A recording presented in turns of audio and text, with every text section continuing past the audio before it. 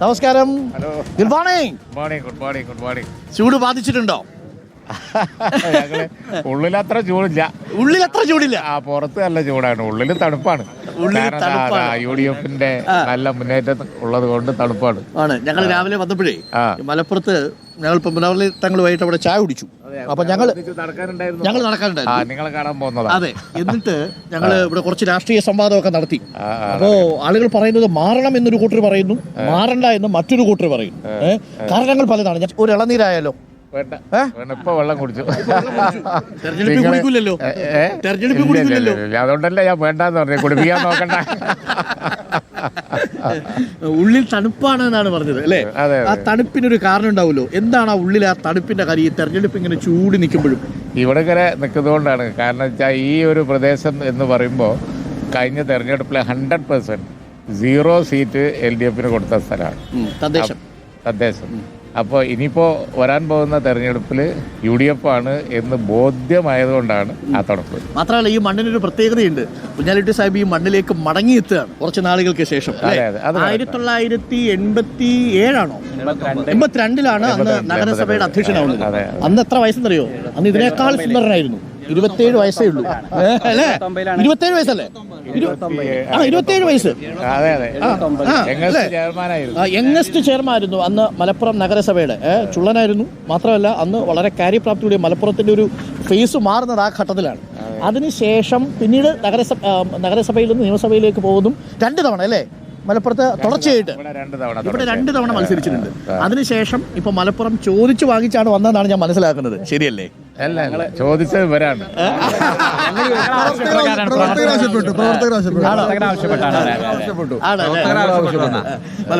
ചില ആളുകളൊക്കെ പറയുന്നുണ്ട് അങ്ങയുടെ ഒരു കരിയറിൽ മലപ്പുറത്ത് നിന്ന് മത്സരിക്കണമെന്നൊരു ഒരാഗ്രഹം കൂടി ഉണ്ടായിരുന്നു.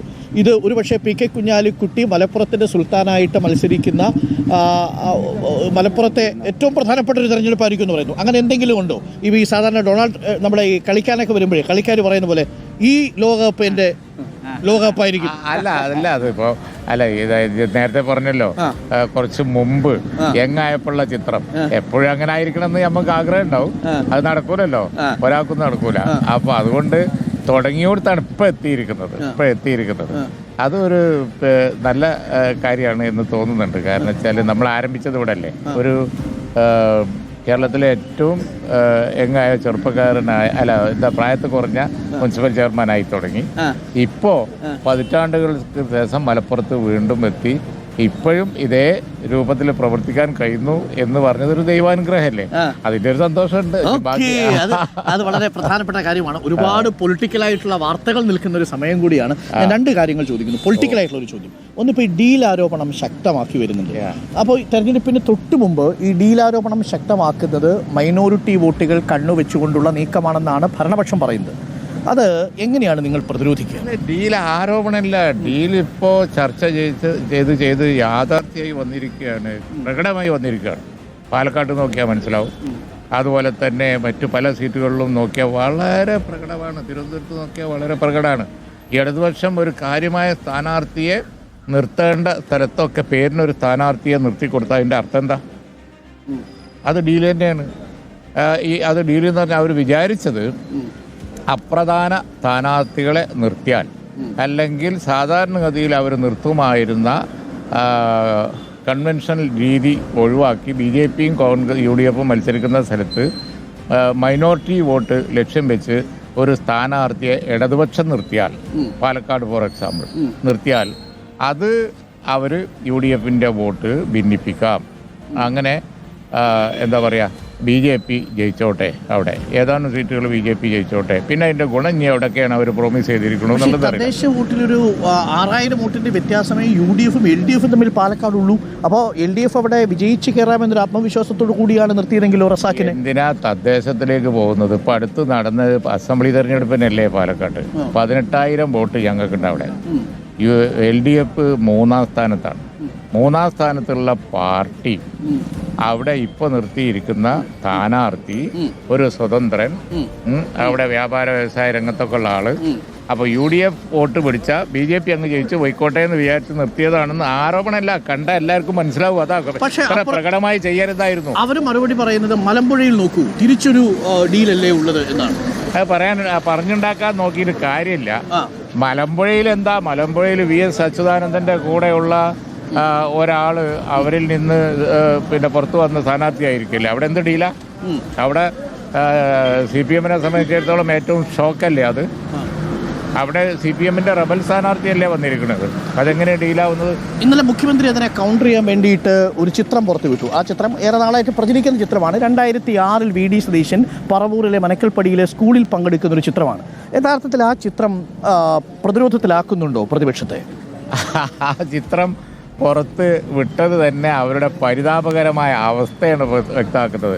കാരണം പുരാതന കാലത്തുള്ള ചിത്രം വേണ്ടി വന്നു പോൽക്ക് ഞങ്ങളെ കറണ്ട് ഇപ്പോഴുള്ള കാര്യങ്ങളെ പ്രതിരോധിക്കാൻ വേണ്ടി ഇപ്പോഴത്തെ വല്ല വിഷയം പറ പുരാതന കാലത്ത് സംഭവിച്ചു. പുരാതന കാലത്തെ ചിത്രങ്ങൾ പിന്നെ സതീശനും പുറത്തു വിട്ടല്ലോ. അന്ന് BJP നേതാക്കളും CPM-ന്റെ ഉന്നത നേതാക്കൾ, മരിച്ചുപോയ നേതാക്കന്മാരൊക്കെ ഒന്നിച്ചിരിക്കുന്നതും സംസാരിക്കുന്നതും പിന്നെ അതുപോലെ തന്നെ അവർ കാര്യങ്ങൾ ചെയ്യുന്നതും ഒക്കെ എത്ര ഫോട്ടോസ് ഉണ്ട്. അതൊക്കെ എടുത്ത് പബ്ലിഷ് ചെയ്താൽ ഇപ്പത്തേന് ഉത്തരാവോ? VD സതീശൻ അങ്ങനെ ഗോൾവാൾക്കറുടെ മുന്നിൽ നിലവിളക്ക് കൊളുത്തി ഒരു ചടങ്ങ് ഉദ്ഘാടനം ചെയ്തു. സെമിനാർ ആണെന്നാണ് ഞാൻ മനസ്സിലാക്കുന്നത്. അതിലൊരു രാഷ്ട്രീയ അപാകത ഇല്ല എന്നാണോ അങ്ങ് പറയുന്നത്? അല്ല, അത് വേറെ കോണ്ടസ്റ്റിലാണ്. അതാ ഞാൻ പറഞ്ഞു. ഇപ്പോൾ EMS-ഉം അതുപോലെ തന്നെ BJP-യുടെ നാഷണൽ നേതാക്കളും ഒരുമിച്ചിരുന്ന് കാര്യങ്ങൾ ചർച്ച ചെയ്യുന്നതും അതുപോലെ തന്നെ കൈ കൊടുക്കുന്നതും ഒക്കെ പുറത്തു വിട്ടാൽ അത് ഡീലാവുമോ? അത് ആ കാലത്ത് അവർ പിന്നെ തമ്മിലുണ്ടായ പിന്നെ ഏതോ ഒരു ഒക്കേഷനിൽ എടുക്കുന്ന ഒരു ഫോട്ടോ ആണ്. എന്ന പോലെ ഏതെങ്കിലും ഒരു കൾച്ചർ പരിപാടി എന്തെങ്കിലും വെച്ച് ഏതെങ്കിലും ഒരു ഒക്കേഷനിലുള്ള പുരാതന കാലത്തുള്ള ഒരു RSS സംഘടിപ്പിച്ചൊരു പരിപാടിയാണ്. ഗോൾവാൾക്കറുടെ മുന്നിലാണ് വിളക്ക് കൊടുത്തത്. ഞാൻ പറയുന്ന അതാണ്, വർത്തമാന കാലഘട്ടത്തിൽ അവരുണ്ടാക്കിയ ഒരു ഡീല് അതിന് മറുപടി പറയുമ്പോൾ അതുണ്ടോ ഇല്ലേ 20 വർഷം മുമ്പുള്ള ഒരു ചിത്രം തേടി പോവുകയാണ്. അങ്ങനെ തേടി പോവാണ്. ഇന്ത്യ ചരിത്രത്തിൽ പിന്നെ CPM-ഉം BJP-യും തമ്മിൽ ഒന്നിച്ചിരുന്ന് അത്തായമുണ്ടാ എത്ര ചിത്രം കിട്ടും? ഇത് നോക്കി നടക്കേണ്ടതിൽ നിന്ന് തന്നെ ഒരു കാര്യം വ്യക്തമാണ്. ഇപ്പം ഈ ഡീലുണ്ട് എന്നുള്ളതിൻ്റെ പ്രൂഫാണത്. ഈ ഡീലുണ്ട് എന്നുള്ളതിൻ്റെ ഇപ്പം എത്ര മണ്ഡലങ്ങളിൽ ഡീലുണ്ടെന്നാണ് നിങ്ങളുടെ ഒരു കണക്ക് കൂട്ടൽ? പ്രകടമായി ഇപ്പോൾ കുറേ, എത്ര കൃത്യമായ എണ്ണം എനിക്കറിയില്ല. ഇപ്പോൾ കാസർഗോട്ട് അങ്ങനെയാണ് അവർ ചെയ്തിരിക്കുന്നത്. റാന്നിയിൽ പറയുന്നുണ്ട്, തിരുവനന്തപുരത്ത് പറയുന്നുണ്ട്, പിന്നെ പാലക്കാട്ട് പറയുന്നുണ്ട്. കുറച്ചെണ്ണം ഉണ്ട്. ഇതിനൊരു തെളിവ് കൊടുക്കാൻ നമ്മുടെ കയ്യിലില്ല.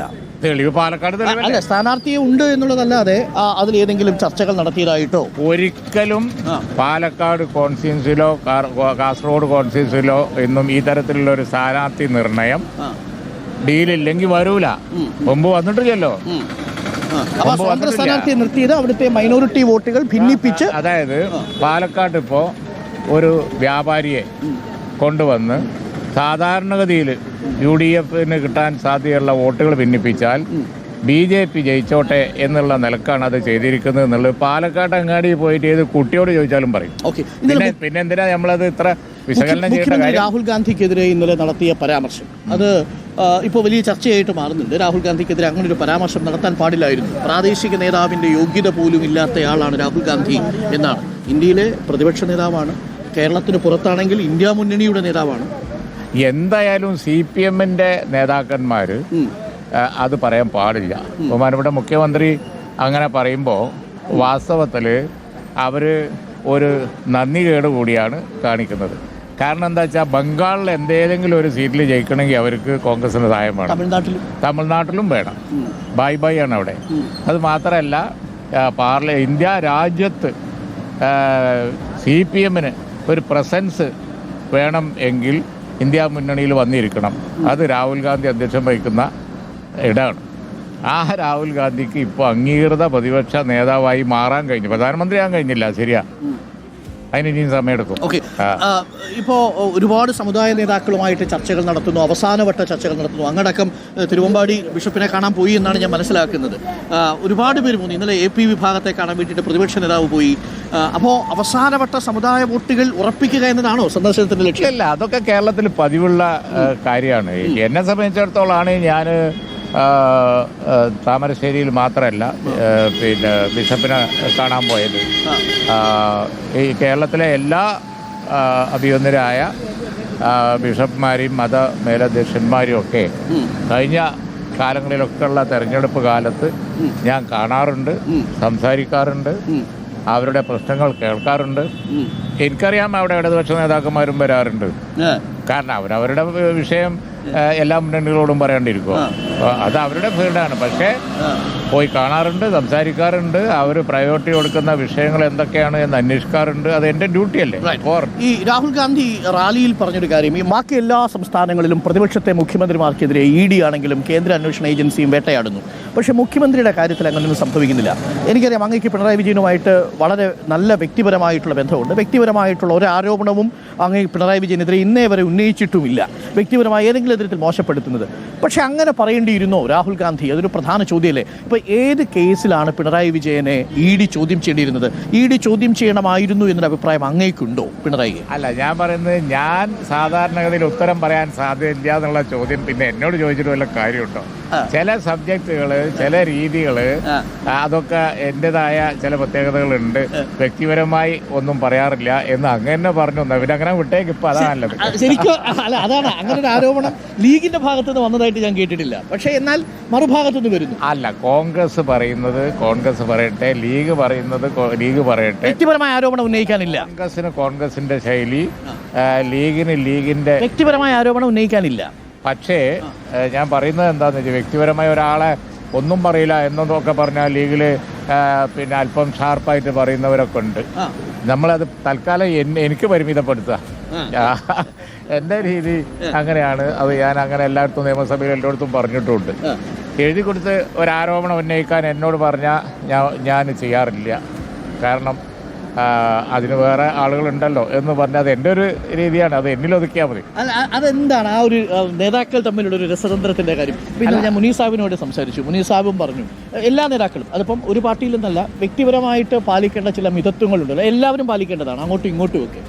അല്ല, അതല്ല അത് എന്ന് പറഞ്ഞാൽ ഞാൻ ഒരു ആരോപണം ഉന്നയിക്കൂല എന്നല്ല പറഞ്ഞതിൻ്റെ അർത്ഥം. വ്യക്തിപരമായ ആരോപണമേ ഉള്ളൂ. അല്ല, അത് പിന്നെ ഇതുവരെ ഓപ്പോസിറ്റ് സൈഡിൽ ഉള്ള ആളുകളെ പിന്നെ വാക്കുകൾക്ക് മിതത്വം ഇല്ലെങ്കിൽ, മാർദ്ദവം ഇല്ലെങ്കിലും എന്താ പറയാ, കവിത ഇടക്കിടക്ക് പാടുന്ന ആളാണ്. ഉദ്ദേശശുദ്ധി മാനിച്ച് എന്നൊക്കെ പറഞ്ഞ് ഒരു മുഖവര പറഞ്ഞതിന് ശേഷം പിന്നെ വളരെ വ്യക്തിപരമായിട്ട് പറയാലോ. അപ്പൊ ഞാൻ പാടാനുമില്ല, പറയാനുമില്ല.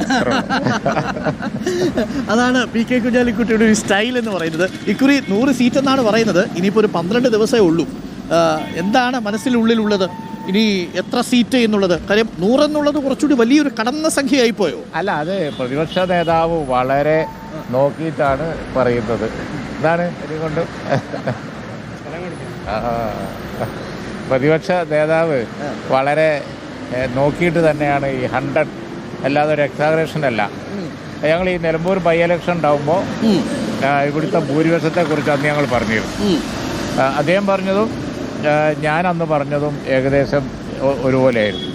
അദ്ദേഹം ഈ 100 ആവർത്തിച്ച് പറയുന്നുണ്ട് എങ്കിൽ നല്ല പോലെ പഠിക്കാനുള്ള കഴിവ് അദ്ദേഹത്തിന് ഉണ്ട്.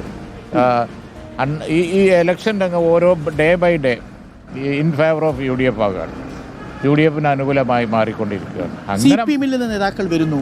അതെ, നേതാക്കൾ വരുന്നത് മാത്രമല്ല, രംഗം വീക്ഷിക്കുന്ന ആർക്കും പറയും UDF ഇങ്ങനെ ട്രെൻഡ് വരുന്നു കഴിയുമ്പോൾ അത് പാർലമെന്റ് ഇലക്ഷനിൽ ഉണ്ടായ ഒരു ട്രെൻഡാണ്. പക്ഷേ 41-ൽ നിന്ന് 71-ലേക്ക് എത്താൻ 30 സീറ്റ് പിടിക്കണം. ഒരു പണിയില്ല. ഇതേ ജനങ്ങളല്ലേ വോട്ട് ചെയ്തിട്ട് 20-ൽ 18 UDF കൊടുത്തത്. പിന്നെന്താ പണി? ആ ജനങ്ങൾ നിയമസഭയിലേക്ക് അതേ പാറ്റേൺ വരുമെന്നാണ്. പാർലമെന്റിന്റെ അതേ ട്രെൻഡാണ് ഇപ്പോൾ. ആ കോൺഫിഡൻസ് ആണ് ഈ 100 സീറ്റ് പറയാൻ കാരണം.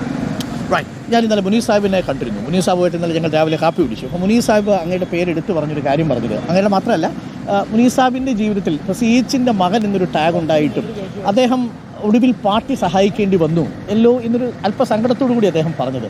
ഞാനൊരു അപൂർണനാണ് എന്നാണ് അദ്ദേഹം പറഞ്ഞത്. പാട്ട് പാടും, വരയ്ക്കും, കാര്യങ്ങളൊക്കെ ചെയ്യും. അപ്പോൾ പാർട്ടി ഒടുവിൽ ഒരു ഘട്ടത്തിൽ ചേർത്ത് പിടിക്കാൻ തീരുമാനിക്കായിരുന്നു. ഇത് ശരിക്കും മാധ്യമങ്ങളിൽ വാർത്തയായപ്പോൾ മാത്രമാണോ അറിഞ്ഞത്? അതിനു മുമ്പ് അറിഞ്ഞിരുന്നില്ലേ ഇങ്ങനെ ക്രസന്റ് ഹൗസ് ജപ്തി ഭീഷണിയിലാണ് എന്നത്? അല്ല, വീടിൻ്റെ കാര്യം ഞങ്ങൾ അറിഞ്ഞിരുന്നില്ല. അറിഞ്ഞ നിമിഷം ഞങ്ങൾ ഇടപെട്ടിട്ടുണ്ട്. യാതൊരു സംശയവുമില്ല, വീടിൻ്റെ കാര്യം ഞങ്ങൾ അറിഞ്ഞിരുന്നില്ല. എന്തു തന്നെ ഉണ്ടെങ്കിലും CHൻ്റെ മകൻ ഞങ്ങളെ സംബന്ധിച്ചിടത്തോളം വളരെ പ്രിയപ്പെട്ടവനാണ്. കഴിഞ്ഞത് മാത്രമല്ല, എപ്പോഴും ഇടപെടും, അത് വേറെ കാര്യം. പിന്നെ മുനീറിന് ഒരുപാട് കഴിവുകളുണ്ട്. അയാൾ പാടും, വരക്കും, പ്രസംഗിക്കും, വളരെ ഹ്യൂമറസ് ആണ്. അദ്ദേഹം ഒരു കാര്യം പറഞ്ഞുള്ളൂ, ഞാൻ കച്ചവടം ചെയ്താൽ ശരിയാവില്ല, ഇത്രയല്ലേ ഉള്ളൂ, ഇത്രയല്ലോ. അത് വളരെ കറക്റ്റാണ്. അദ്ദേഹം ഒരുപാട് കഴിവുകൾ ഒത്തിണങ്ങിയ ഒരാളാണ്.